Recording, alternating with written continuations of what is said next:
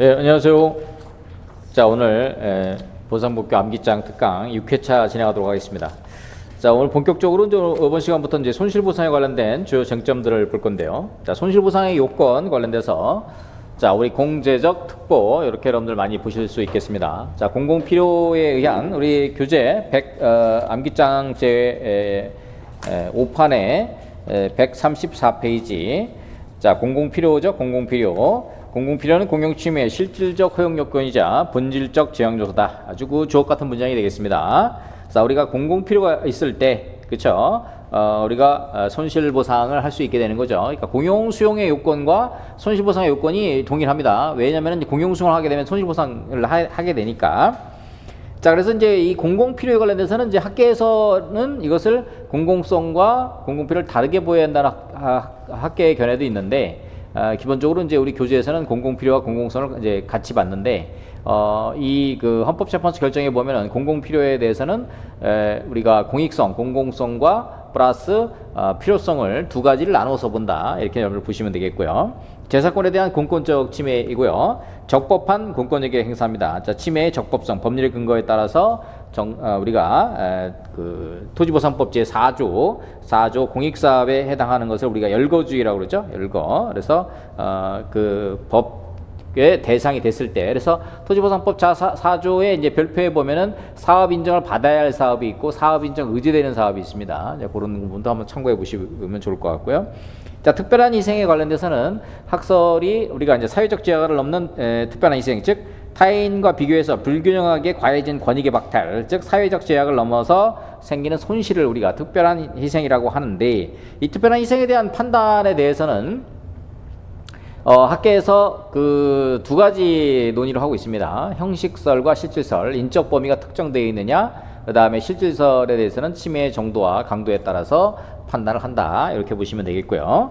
자, 그 다음에 이제 보상 규정의 존재가 있어야지 보상을 할 수 있다 해서 보상 규정의 존재. 그래서 학설을 보시면은요. 자, 방침 규정설, 두 번째 직접 효력설 135페이지, 그 다음에 위헌무효설, 유추경설, 보상입법 부적위헌설, 뭐 5가지 학설이 있는데요. 우리가 이제 손실보상을 하기 위해서는 보상 규정이 존재해야 되는데, 만약에 보상 규정이 존재하지 않는다 그러면 헌법 제23조 사망의 효력 논의로서, 그렇죠? 이렇게 5가지 학설을 가지고 논의를 한다. 이 정도 여러분 지금 시간에는 이 정도만 알아두시면 되겠는데요. 자, 헌법을 그냥 방침으로 봐야 된다. 방침 규정설. 헌법 제23조를 직접 근거로 해서 보상해야 된다. 직접 효력설. 아니다. 헌법 제23조 사망 관련돼서 우리가 이제 불가부전 다음에 이제 별 건데, 보상 규정이 없으면은 위법한 수용이다. 따라서 이것을 위헌무효로 봐서 손해배상을 해야 된다라는 거고요. 유추적용설은 관계 기준을 유추해서 보상할 수 있다. 보상입법 부적위헌설, 보상 규정을 입법할 때까지 기다려라. 뭐 이런 그 학설의 내용이 되겠습니다. 그래서 지금 현행 법제에서는 직접 필요성이나 내지는 이제 유추적용설로 이제 보상하는 쪽으로 이렇게 여러분들 내용을 한번 정리해 보시면 되겠고요. 그 다음에 이제 손실보상의 기준, 우리 헌법에서는 이 정당한 보상을 해야 되는데, 정당한 보상에 대해서는 아무런 말을 하고 있지 않습니다. 그래서 학계에서 논의를 하고 있는데, 자, 완전보상설, 상당보상설, 절충설. 완전보상은 피침해 전에 객관적 가치를 완전하게 보상한다. 완전보상설.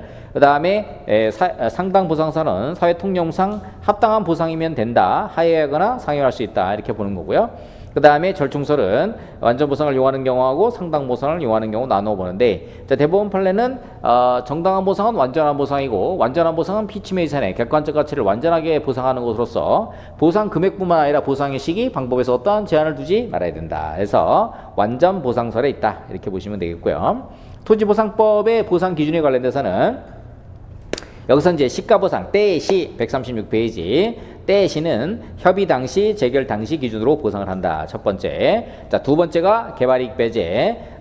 우리가 일반적으로 이제 토지의 가격이 변동된 경우, 그러니까 해당 공익사업으로 해서 가격이 변동된 경우는 이 변동된, 증가된 토지의 정상지가 상승분을 초과하는 부분에 있어서는 이를 배제하고 보상을 해야 한다라고 하는 것이 개발이익 배제 원칙 기준이 되겠습니다. 그렇게 보시면 되겠고요. 또 하나 이제 토지보상법에서 규율하고 있는 70조 제1항 공시지가 기준 보상. 여기서 얘기하는 공시지가는 표준지 공시지가 보상이 되겠습니다. 우리가 이제 산식을 보면요. 자, 표준지 선정하고요. 시점 수정, 지역 요인 비교, 개별 요인 비교, 그쵸? 그 밖의 요인 보정. 복규는 이걸로 기타 요인 보정이라는데 보상 단가, 그렇죠? 여기서 공시지가 기준 보상이 바로 표준지 공시지가 보상이 되어 있고요. 이에 대한 부분에 있어서 우리가 시간적 불일치, 공간적 불일치 이것에 대해서 포착되지 않는 부분에 대해서는 그 밖의 요인 보정 내지는 기타 요인 보정을 통해서 정당 보상을 실현하기 위한 논의가 되겠다. 그래서 기타 요인 보정까지 그 밖의 요인 보정 138페이지 맨 밑에 3번 이것까지 여러분이 정리해 두시면 되겠고요. 최근에는 이제 생활보상, 그쵸? 대물적 보상의 한계로서 우리가 생활보상을 좀 더 해야 되지 않느냐, 존속보장으로 그런 측면이 있고, 그 다음에 공익사업 시행주구 밖에 2018도 227 139페이지 제가 막 올라오기 전에 그 단톡방에 그 카드 뉴스로 해서 2018도 227 공익사업 시행주구 밖에 잠업사에 대한 간접손실보상 우리 카드 뉴스 제가 올려드렸는데요. 자, 이거는 향후에도 이제 본격적으로 공부를 할 내용이긴 한데 결과적으로 2018도 227 잠업사에 따른 그러니까 이게 철도공사 관련된 건데요. 고속철도공사가 완료된 이후에 공익사업 시행의 결과 발생한 소음 진동으로 인한 잠업사의 영업손실 보상에 대해서도 손실 보상을 할 수 있다. 이것이 판례의 주류적인 태도 내용이 되겠다. 이렇게 기억해 두시면 되겠고요. 쟁점 47번 손실보상의 원칙. 자, 사전, 현계, 일상, 시계복 해가지고 두 문자 따서 외워두시면 되겠습니다. 자, 사업시행자 보상. 이게 쟁점이 없어. 이건 암기하시면 되겠습니다. 사전보상 원칙 관찰해야 되겠죠? 62조. 그 다음에 현금보상 원칙. 예외적으로 채권보상하고 대물적 보상인 대토보상을 한다. 이런 부분. 개인별 보상 원칙이고요. 일괄보상 원칙. 그 다음에 보시면 66조 사업시행 이익과의 상계금지가 있고요. 67조 1항 시가보상. 여기서 시가보상은 때십니다. 협의 당시, 재결 당시. 67조 2항 개발이익 배제 원칙. 그 다음에 68조 1항 복수평가의 원칙. 그 다음에 보상채권의 발행. 69조까지 이렇게 정리해 두시면 되겠습니다. 쟁점 48의 손실보상의 내용에 대해서는 뭐 크게 쟁점은 없습니다만은 크게 보면은 손실보상의 우리가 내용에 보면은 크게 보면은 재산권 보상, 토지, 재산권, 그렇죠? 토지와 토지 이외의 재산권. 그 다음에 부대적 손실. 우리가 이제 실비 변상이라 해가지고 부대적 손실은 실비 변상이라 해가지고 우리가 분묘 이장비라든지 뭐 토지보상법상 건축물의 이전비 보상, 잔여지 공사비 보상 같은 것들이 이제 대표적인 실비 변상적 보상이 있고요. 일실 손실 보상이 있습니다. 재산권 수용의 부대에서 사업을 폐지, 휴업하게 되는 경우에 발생하는 기대이익의 상실을 위한 보상이죠. 대표적인 게 영업손실보상하고 그 다음에 농업손실보상이 되겠습니다. 그 다음에 이제 대표적인 생활보상, 이제 뒤에 자체가 나오겠지만은 이 생활보상이 이제 우리가 그 보상에 있어서 최근에 시험에 많이 이제 출제되고 있는 그런 이제 포인트 내용이 되겠습니다. 생활의 근거를 상실하는 사람들에게 인간다운 생활을 위해서 보장하기 위해서 마련된 제도가 바로 이제 생활보상인데요. 자, 생활보상의 이제 그 이론적인 노용이나 헌법적인 내용은 우리 본교에서 자세히 공부하도록 하고요. 생활보상의 주요 내용으로 보면은 주거의 총체적 가치 보상이 있습니다. 생활 재건 조치, 그다음에 소수 잔존 보상, 최근에 영업 상업용 부동산에 대한 생활 대책 보상, 이게 이제 대표적인 딱지 주는 겁니다. 딱지 이런 경우가 우리가 생활보상의 하나의 내용으로 본다. 그렇죠? 이렇게 보시면 되겠고. 자, 148페이지. 그럼 구체적으로 생활보상이 뭐냐? 그렇죠? 자, 그래서 헌법 제23조 34조 통일설. 자, 생활보상이라는 건 헌법 제23조의 재산권 보상 플러스 그 다음에 헌법 제34조 인간다운 생활을 보장하기 위한 학설의 통일설을 취하고 있습니다. 두 개의 개념을 다 가지고 있다. 이렇게 보고 있는 거죠. 그렇게 여러분들 보시면 되겠고, 그 다음에 생활보상의 대상에 대해서는 어떻게 보는 게 맞느냐. 그래서 149페이지 보면 학설이 최광의설, 광의설, 협의설 쭉 하고 있는데 우리가 통설은 협의설입니다. 그래서 생활보상은 확대해야 되지만 이거에 대한 그 구체적인 내용에 대해서는 이게 좁게 봐가지고, 그렇죠? 그래서 법적 근거가 있어야만 보상을 하기 때문에 협의설 관점으로 보고 있다. 이렇게 보시면 되겠고요.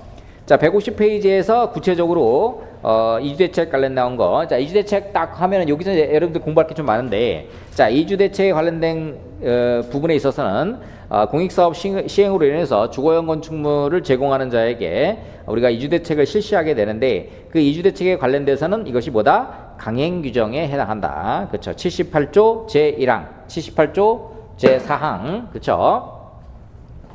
자, 이주대책이라는 게 기본적으로 우리가 새로운 이주단지를 조성해 주거나, 그쵸? 이주단지 조성해 주거나, 그 다음에 특별공급. 많이 들어보시죠? 아파트 입주권이나 택지 분양권. 이게 이제 특별공급 형태고요. 그 다음에 이주 정착금을 주는 케이스. 요 세 개의 케이스가 있는데, 보통 이주대책 하면은 요 두 가지를 말합니다. 그쵸? 요거는 이제 이주대책을 내가 거부하거나 또는 10호 미만인 경우에 돈 주고 땡. 그쵸? 이주정착금. 이렇게 이제 보시면 되겠고. 그래서 새로운 이주단지 조성하거나 또는 특별공급하는 부분에 있어서 이러한 이주대책은 바로 강행규정이다. 토지보상법 제78조 제1항 제4항은 강행규정이다. 이라고 얘기하고 있는데, 왜 사항이 뭐예요? 생활기본시설이죠. 기본시설에 대한 비용 부담도, 그쵸? 왜 강행규정으로 판시를 했나라고 하면은, 그쵸? 자, A 지역에서 여러분들 B 지역으로다가 이주를 하게 되면은, 자, 여기 있고 살던 있는 사람이 B 지역으로다 이주를 해요. 그쵸? 여기 이제 임야, 이렇게 낮은 임야인데 가가지고 여기 이제 뭐 이주단지를 막 구성하는 거야. 그러면은 여기다가 그냥 그 터닫기 공사만 해가지고 집만 져가지고 여러분 여기가 사십시오. 그러면 살겠어요? 살 수가 없잖아. 그러니까 생활기본시설이 뭐야? 도로, 급배수시설, 상하시설, 전기, 가스, 수도 이런 것들을 생활기본시설을 여기다가 해줘야 살 수가 있는 거잖아요. 그렇죠? 그래서 새로운 이주단지를 조성하기 위해서는 터만 닦아가지고 그 위에다가 집만 줘가지고 여기 가서 사세요 그러면 살 수가 없어요. 그렇기 때문에 이러한 생활기본시설에 대한 비용 부담까지 같이 해줘야 된다. 그래서 이거를 78조 1항 제4항은 강행규정이다라고 하는 거죠. 그래서 새로운 이주단지를 조성해주는 건 당연히 생활기본시설을 비용 부담을 하는 거고, 그 다음에 특별공급인 경우에는 우리가 제1기, 2기 신도시, 2기 우리가 화성 신도시 개발할 때, 그렇죠? 특별공급이라는 게 뭐냐면은 이게 해당 지역에 공익사업이 이제 편입이 돼가지고 거기에 마을에 살고 있는 사람들한테 아파트 입주권이나 택지 분양권을 주는 케이스가 바로 특별공급인데, 이 특별공급을 하는 경우에 아파트 입주권이나 택지 분양권을 주는 경우에도 생활기본시설에 대한 비용 부담 누가 부담한다?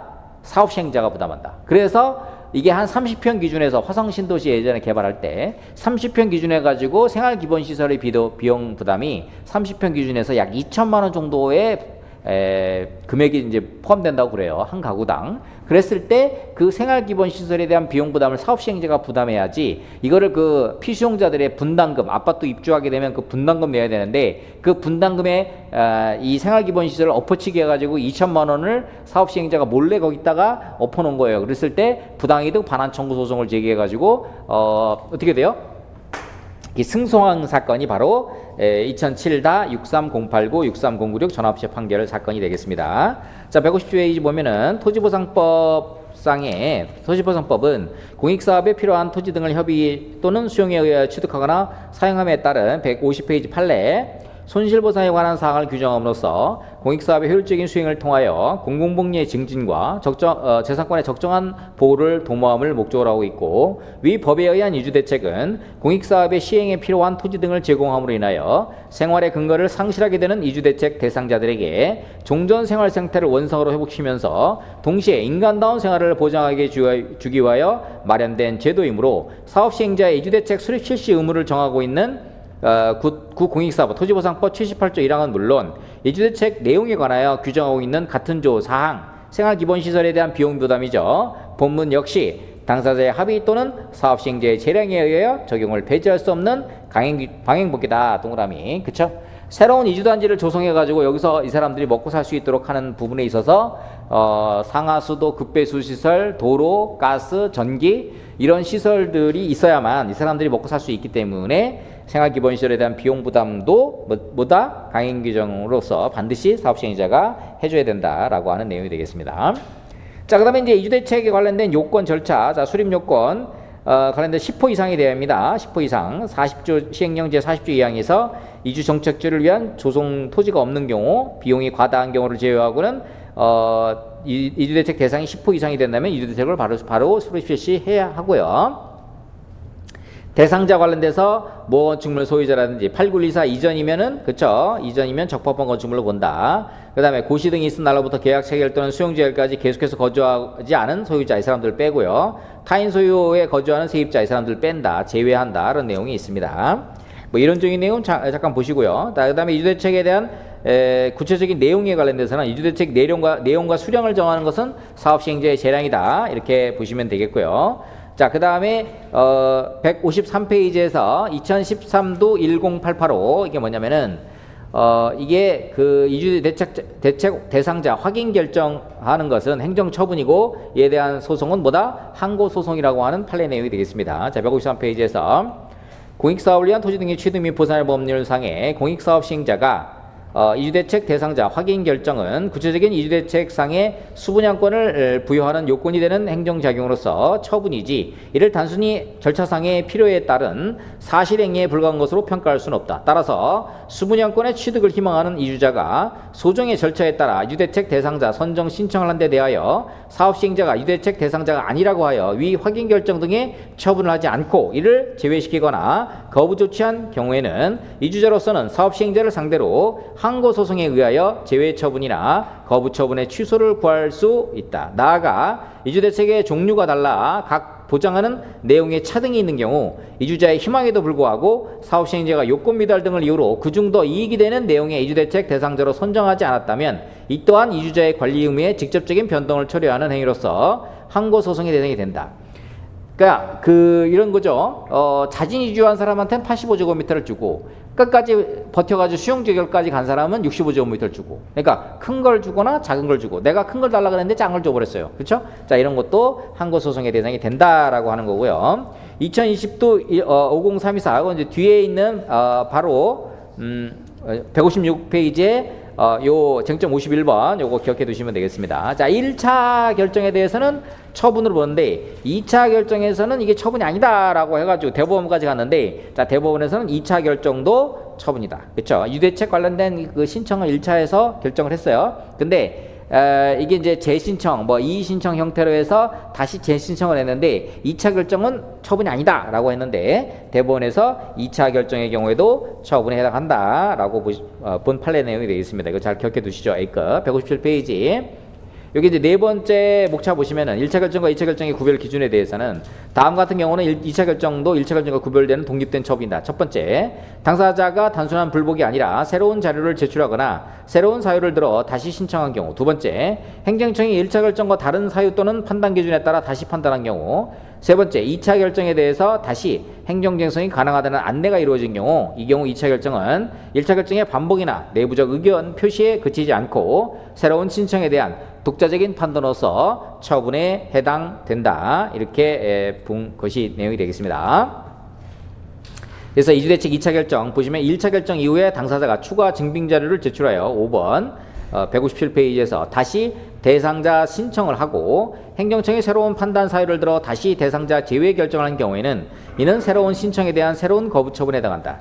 특히 행정청이 2차 결정 통보서에 다시 행정심판 또는 행정소송이 가능하다는 안내를 한 경우에는 상대방의 인식 가능성과 예측 가능성 측면에서도 2차 결정의 처분성이 강하게 인정된다. 이렇게 여러분들 정리해 주시면 되겠고요. 자, 쟁점 52번 이주대책 미행된 상태에서 수용 개실 이후 인도 이전 거절 행위에 대해서는 형사처벌이 가능하냐? 정답 2022도의 493.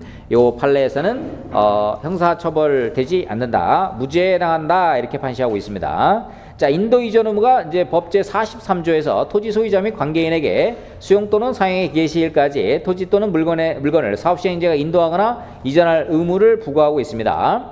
그래서 이것을 이행하지 않았을 때 토지보상법 제95조의 2호에서 1년 이하의 징역 1천만 원의 벌금에 처하도록 하고 있는데요. 자, 인도 이전 거절 행위, 그쵸? 나가 그랬는데 못 나가 해가지고 끝까지 버틴 사건에서, 그쵸?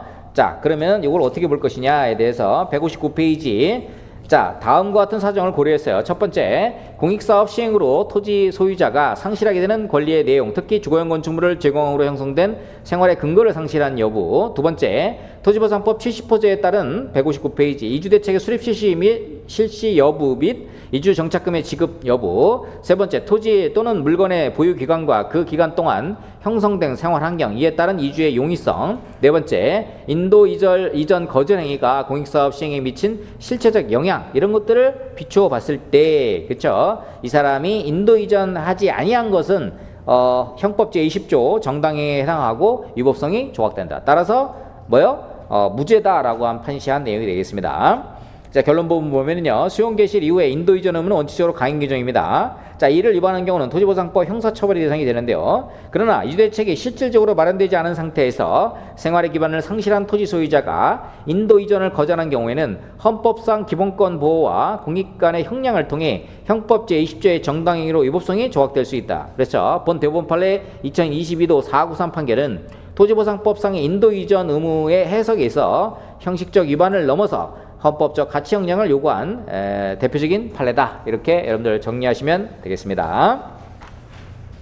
자, 그래서 이것도 출제 가능성이 매우 높고요. 이 판례랑 이제 유사한 판례로서 우리가 이제 이주대책 관련된 플러스랑 같이 알아둘 게 주거이전비, 그쵸? 세입자의 지금 78조 1항 주거용 건축물 소유자의 이주대책은 강행 규정이라고 했습니다.